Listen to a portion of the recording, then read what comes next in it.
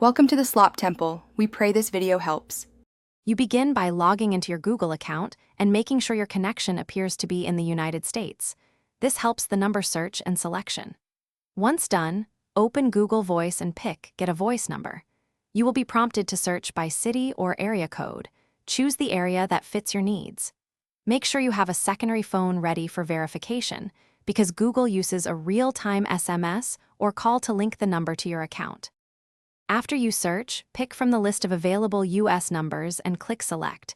This reserves it temporarily. Next, Google prompts verification. Choose call or text to your local phone and answer the incoming call or enter the numeric code.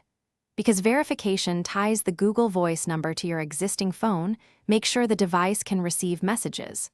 Once verified, confirm forwarding and voicemail preferences so your calls route correctly. This is how Google maintains reachability for calls and recoveries. Finalize setup by testing both outgoing and incoming calls and sending a test text. This proves the number is fully active. Once confirmed, customize call forwarding, voicemail greeting, and ring schedules to match how you want to be reached. If something goes wrong, like verification failing, first try a different US-based VPN endpoint or a different phone number for verification.